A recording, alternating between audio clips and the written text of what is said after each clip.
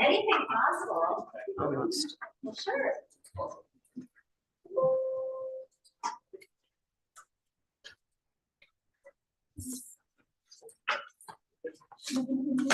We're good? Okay. So do we have attendees who request to be noted online or in the audience? Is Kent logged into this meeting? Good question.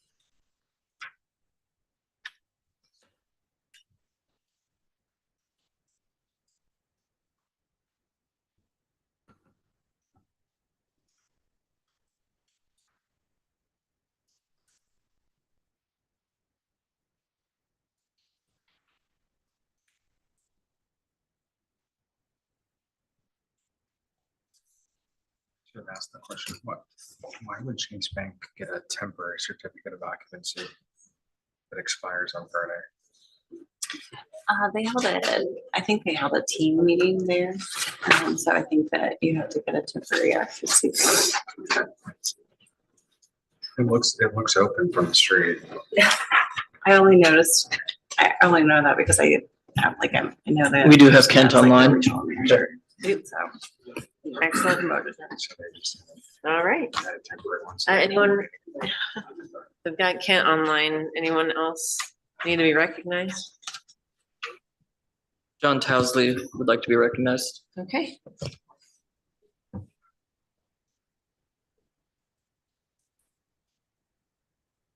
So we have a resolution to adopt new officers. Brian, I think you're gonna give us a summary here. Yes, I'll explain why we are electing new officers about a month and a half before the RDC will elect new officers with the change in year. So the Indiana General Assembly passed a statute that requires the president, vice president of the Redevelopment Commission to be from different appointing authorities. So in this case, the council and the mayor's office. I think we discussed this issue when we originally voted for officers, and the bill was pending through the General Assembly, and it was passed.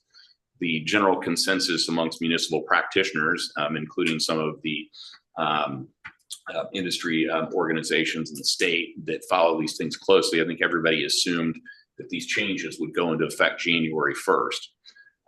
However, upon closer examination, if you look at the statute, it doesn't contain the statute that was passed, doesn't contain the normal language that one would find that would cause the statute to go into effect on January 1st. So the most conservative approach is to go ahead and is to assume that the statute did go into effect on July 1st and re-elect officers. But it does not impact any of the decisions that have been made by this body since that time, as all the decisions I think that this group has made has been by consensus. And the RDC also does not have formal responsibilities through the adoption of bylaws for its officers.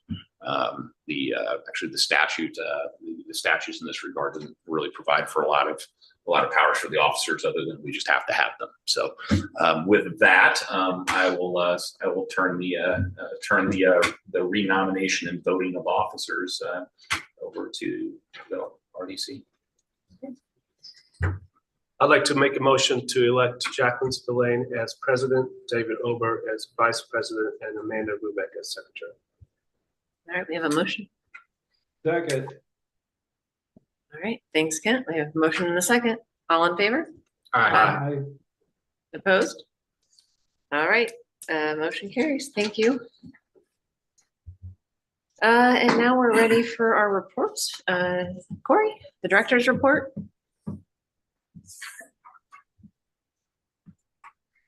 Good evening, commissioners. My name's Corey Sharp, your Redevelopment Commission Director. I have a few updates for you this evening that are more status updates. Next month, I'll be presenting a presentation that is a year-end look back on everything that we've been working on, and then spending a few minutes on a look forward on what we're working towards 2024.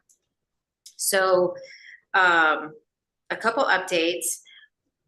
We will be hosting a RDC 101 meeting for the public and newly elected officials on December 11th here at the town hall at 5:45 p.m. We'll get started, and then 6 p.m. we'll start the actual presentation.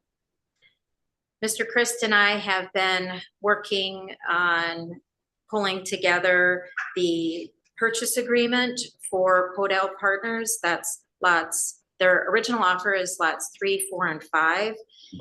Since that time, we have we've been having conversations. Their final offer and purchase agreement may look at lots 4 and 5 rather than keeping lot 3 as detention. We're still evaluating that, but I wanted to share that status with you. And then finally, today, Kendall Property Group, who had put in an offer for lot 9, withdrew their petition that is on your agenda to extend their closing date. And that therefore makes their purchase agreement expired. So that is all I have for you, unless you have specific questions for me. Okay, Thank you. thank you. We have our TIF area report that's contained in the packet. The updates are highlighted. So any questions on those?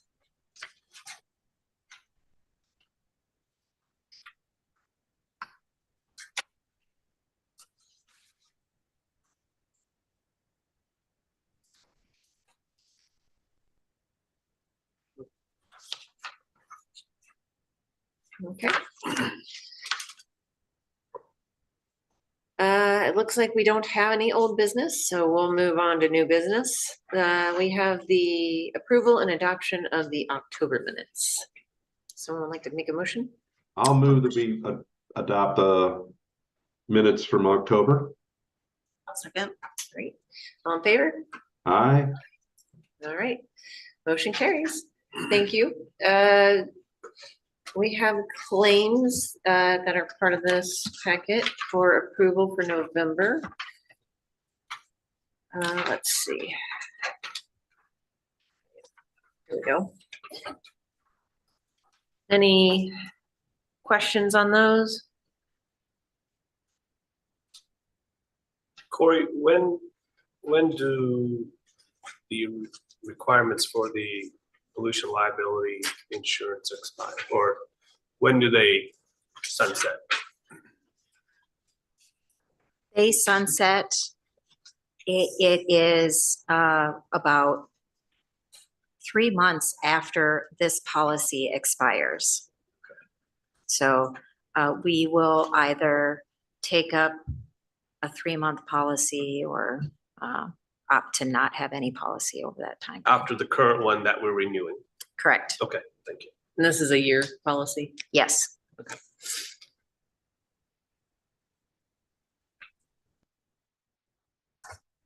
Okay. I'll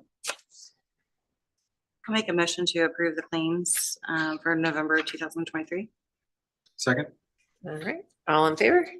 Aye. Great. Motion carries. And we have the page for signature. So, I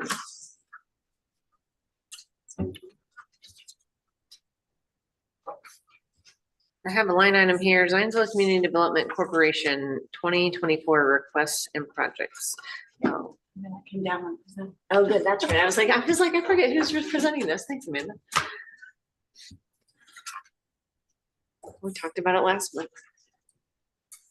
I don't know if I can plug in.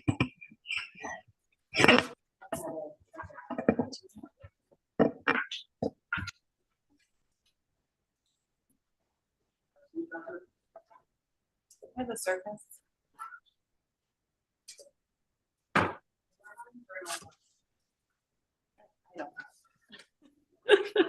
That's a question I don't have.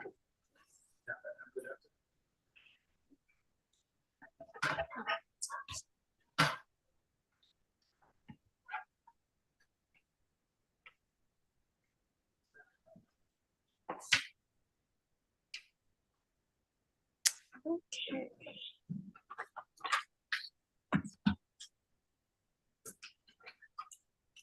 How do I present? Let's see.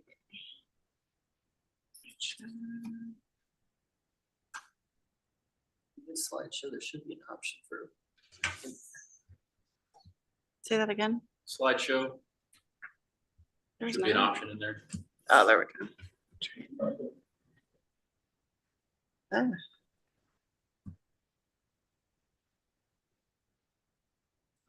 It's giving you all the updates. Let's go ahead and slideshow. We should What is it doing? do a hard press. Should be from the beginning. Okay, sorry. You're all good. All right, so I'm Amanda Ruback, a fellow commissioner of the Redevelopment Commission, but also a unique member of the Zionsville Community Development Corporation. So today I wanted to walk through our ask for 2024 and also some highlights that we've had over the years. So the ZCDC mission, the Zionsville Community Development Corporation identifies, invests in, and supports strategic projects that propel Zionsville's continued development as a thriving and welcoming community. The history of the ZCDC is it began in 2016, and then currently today, in its present form, we are actually going through the process of becoming a 501c3. That should be complete in the springtime of 2024, probably late springtime. But when it's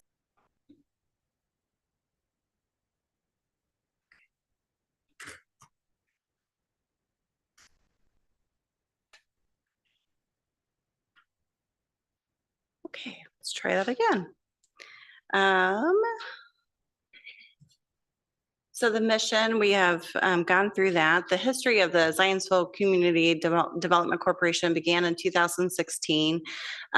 We did give out in 2019 to Hotel Tango. In 2020, you'll see that we identified several different COVID relief grants and issued those out. We've also, in 2021, approved Nicholson Orthodontics. Tipsy Mermaid came in 2022. And then in 2023, in between there was Not As Famous Cookies. And then we also did Francis in the Park this year. So the good business of doing grants really identifies that when we do issue out grants with the help of the RDC, that over the next 5 years, those dollars go out, but then we start to realize that revenue in year 5 and up above. The 2023 highlights, we had 2 businesses or building owners who invested in 2 locations with the help of the Zionsville Community Development Corporation and the RDC to enhance the welcoming feel and rich history of the Zionsville community. With Francis Plus Park, the before photos are pretty stunning. This is a building that would still be sitting there today if not for receiving the grant dollars from the RDC and the CDC. The after photos here, you'll see it's very vibrant. The floors are done, the walls are completed. The windows were actually enhanced and redone too as well. There's a lot of work that really went into Francis Plus Park. Tipsy Mermaid was another recipient, and that also was completed in 2023. These were the before photos of the outside and the interior of Tipsy Mermaid. And then this is the after photo of the exterior of Tipsy Mermaid. And then this is the interior of Tipsy Mermaid today. Again, another great revitalization and utilization for our downtown area. Looking ahead to 2024, the Zionsville Community Development Corporation will become a 501c3 in late spring, and we do ask for the continued support of the Redevelopment Corporation in 2024 as we make this transition. We don't anticipate long-term need from the RDC, but we would ask for it in 2024. We have been allocated $250,000 the last few years from the RDC. We have not utilized all of those funds. And so what happens is if they're not granted out, they just stay with the RDC. So we would like to still have the $250,000 open if people come before us and do need a grant. We have gone through a little bit of a different structure for grantees, and that was just putting some parameters around the asks and how much commitment and support we would give back to the businesses or the building owners. And so that looks like today that it cannot exceed more than 40% of the project or more than $100,000, whichever is lesser. And so that is the parameter that we have, and it does have to fit within the TIF district too as well. So what kind of questions do you guys have? Okay, thank you. Thank you.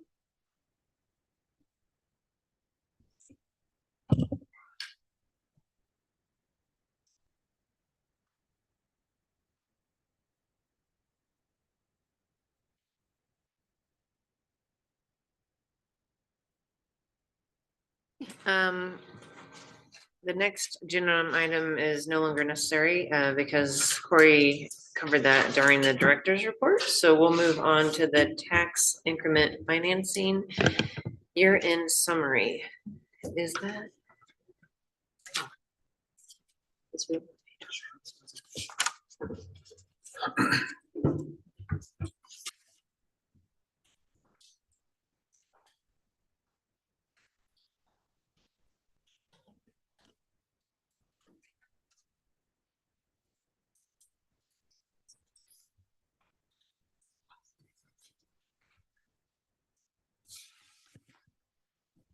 Good evening, Commissioners. Becca Zakowski with Crow, Municipal Advisor to the RDC.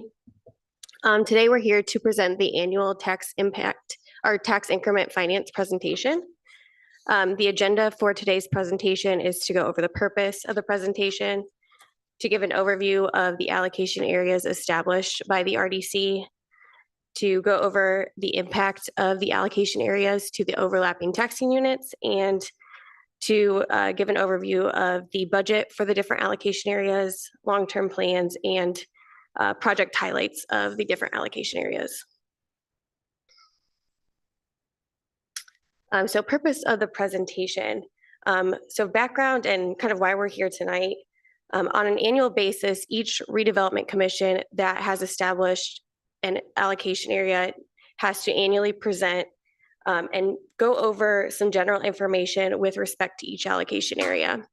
And that general information is the Redevelopment Commission's budget for each allocation area, its long-term plans, and impact on overlapping taxing units. So that's why we're here tonight, just to cover that requirement and go over these specific things. To give a general overview of the allocation areas established by the RDC, this slide covers lots of dates, so I won't read each of these, but it will tell you when the allocation area was established by the declaratory resolution, the base assessment date for the allocation area, and the expiration date for each area. The RDC did not establish any allocation areas in 2023. So this presentation, the presentation that was given last year, will have most of these dates included, except the RDC did issue bonds in 2023, which would impact the expiration date.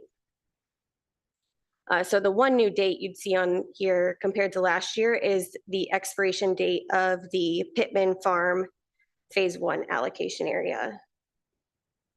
And that has that expiration date due to the issuance of the developer purchase bonds that supported the farm project. These next couple of slides show the historical net assessed value for each of the allocation areas. As a refresher, as of the base assessment date, any assessed value as of the base assessment date and residential assessed value continues to generate property taxes for the underlying taxing units, and that's what we call base assessed value. And then any subsequent increases to the net assessed value flows temporarily to the TIF allocation funds. And that's what we call incremental AV. So you'll see here, the blue is the base for each of the different allocation areas, and the yellow is the incremental AV that will flow to the TIF funds. I think most notably here, the 146th Street allocation area saw a large increase from 2022 to 2023, and that was mainly due to the Appaloosa Crossing project coming online.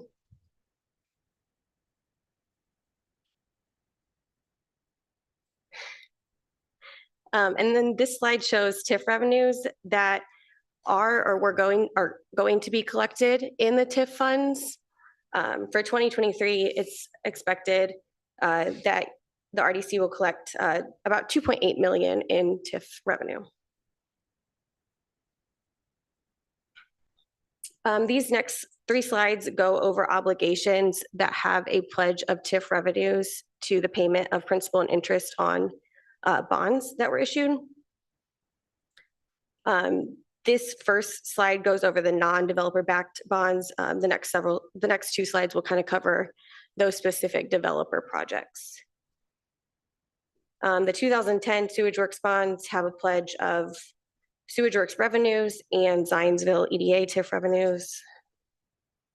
The 2012 lease rental bonds have a pledge of Zionsville EDA TIF revenues, and those will mature in less than 2 years. The 2016 lease rental revenue bonds are payable from the Creekside TIF and Zionsville EDA allocation area. And they also have a special benefits tax backup, but that special benefits tax has not been levied. And then the town hall note issued for the construction of the town hall has those payments are subject to annual appropriation, and a portion of those payments have been covered by the Oak Street TIF. And then the refunding bonds of 2017 refunded the 2008 bonds, and those have a pledge of Zionsville EDA TIF revenues, also have a special benefits tax backup that has not been levied. This slide covers one of the developer-backed bonds that the town's issued. It is the Metro FiberNet project bonds, and those have a pledge of 100% of the TIF revenues generated by the Metro FiberNet personal property that went in with the funds from this bond. And then this slide goes over the developer-backed bonds that were issued as draw bonds. And that just means that bond proceeds are able to be drawn down by the developer over time, rather than all at once at the time of issuance of the bonds. The developer on these bonds, you're able to draw down up to the par amount of the bonds seen on the slide. And then we've also listed the amount drawn to date as of early November. You all would have approved disbursement requests related to each of the draws on these bonds. And then this slide also lists the pledge percentage. So for example, the Appaloosa Crossing project has a pledge of 100% of the TIF revenues generated by that project.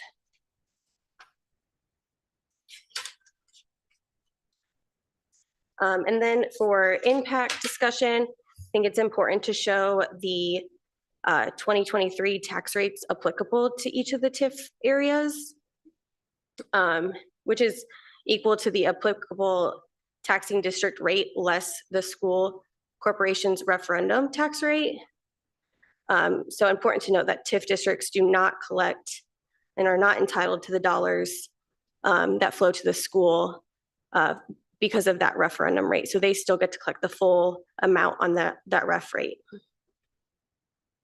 And then each of the allocation areas are kind of situated in different taxing districts, which are made up of various taxing units, including the county, the school, the town, the library, and the county's waste management district.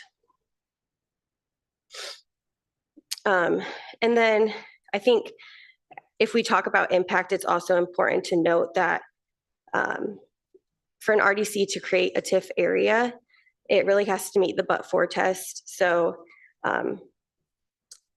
you wouldn't be able to generate these new property taxes but for the creation of these allocation areas. You wouldn't spur the new development that would go into these areas without the TIF being set up. And that any new development in the allocation area will enhance property taxes, will create jobs, which create local income tax. And once the allocation areas expire, all of the net assessed value will flow back to the overlapping taxing units. So again, they'll see an increase in property taxes once the allocation areas have expired that would have not occurred but for the TIF areas being created. And then I think from here, I'll give it to Corey on budget and plans.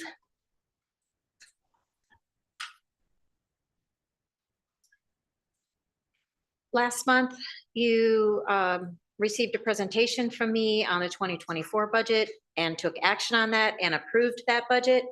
I presented that budget to the council at their first December, just kidding, their second November meeting, getting ahead of myself. We had some good discussion around the budget. A couple items of note from that conversation were the line items associated with cash on hand and the expense line items that we have there, specifically the professional services. We're showing 2024 budget of $285,000 annually. They asked for me to provide some information around similar communities that have redevelopment directors and what are their rates or salaries for that. And I promised to follow up with that after doing that due diligence. And then the other conversation revolved around the Holiday Farms EDA, specifically because there's a balance carryover of almost $500,000 today moving into 2024. Or I'm sorry, yeah, there's $437,000 at the end of the year that we're going to carry over, and we'll have $473,000 next year. And that's the reason, as Becca mentioned, there have been no bonds issued in this EDA area. The council asked me, what does the EDA allow in this area for TIF funds to be spent on? And basically the way the EDA reads is that it's all public infrastructure. So that could be road improvements, trail improvements, it could be sewer, any other type of utility improvements associated with impacting the development in that EDA. So I just wanted to follow up with you on those were the conversations that I had with council. Then long-term plans, I just wanted to mention a couple different projects for the public as we look forward into 2024. The South Village District previously has been referred to as the Zionsville Gateway area. We will be looking at some investment in that area. You saw that in the budget that you approved last year. You saw that we've got $1 million pulling from the Zionsville EDA to go towards planning, design, and engineering, and that will go towards a Ready 2.0 grant match. Then, as I just mentioned, Holiday Farms EDA infrastructure and looking at how does that come together. Then we do anticipate a TIF request for a new EDA for the Wild Air Development. As they have had their public meetings over the last year, Plan Commission, Council, they have expressed their desire to request TIF funds for public infrastructure, and the source of the funds would be coming from their senior living component, their multifamily component, and any retail or commercial components.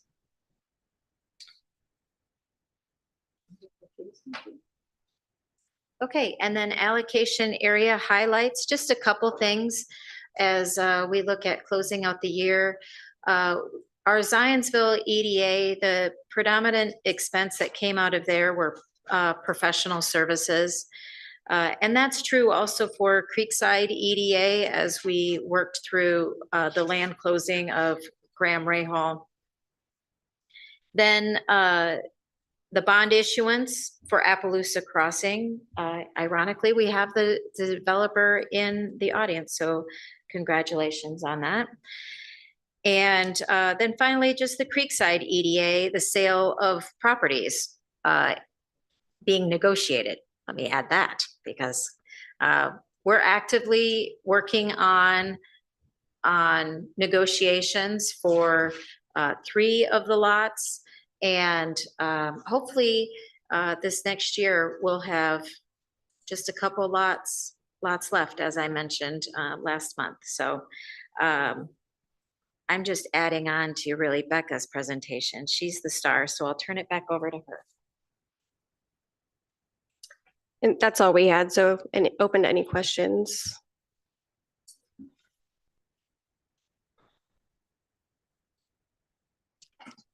Nothing? Okay, thank you. All right, thanks, Becca. Last item on our new business is the bond disbursement request from Harris. That a vote that we need on that, Brian? Yep. Okay. I think it's a pretty standard pro forma vote. Developer draw bond. Okay. My only question is, do the new elected officials as of tonight sign? Yes. Okay, that's what I figured. Okay. I think the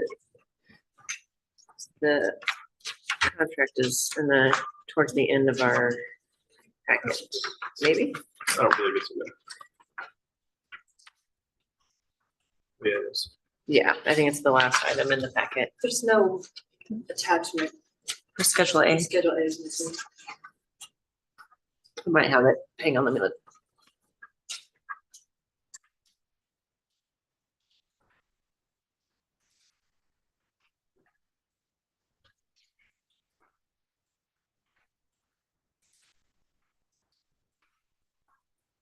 You have a schedule there.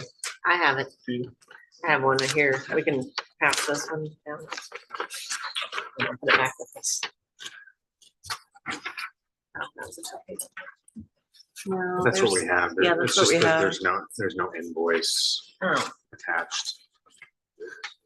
It's Spreadsheet. not included, Matt. That was my bad. It was just cumbersome to attach. If you want, I can forward that to you.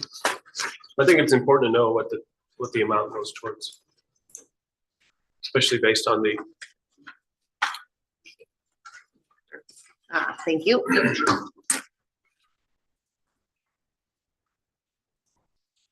Oh, yeah.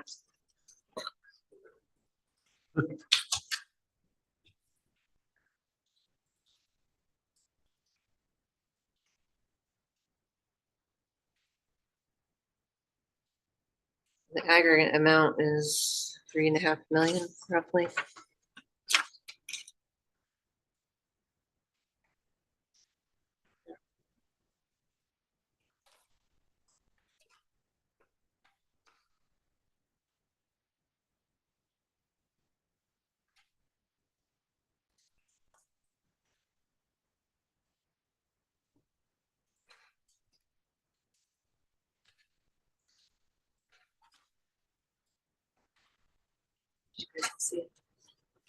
Subject.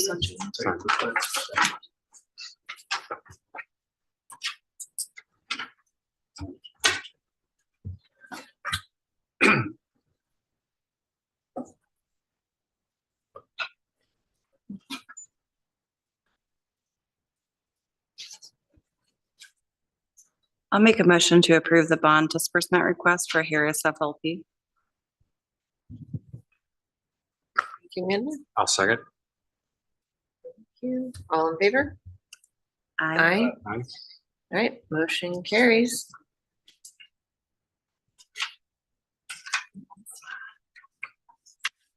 Looks like we need to sign a version of that. I lost my. All right, if there's no other business, then we can adjourn the meeting at 7:07. Thank you. Well, in our next meeting, I guess I'll call this out, is a little irregular. It's Wednesday, December 20th at 5:15. I think we're trying not to meet on Christmas Eve or Christmas Day, one of those.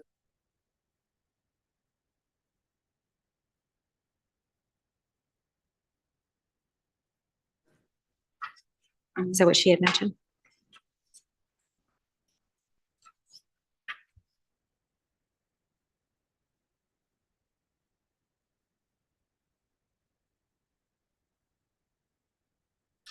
Oh, we don't need this one. This is the Kindle. Yes. Okay.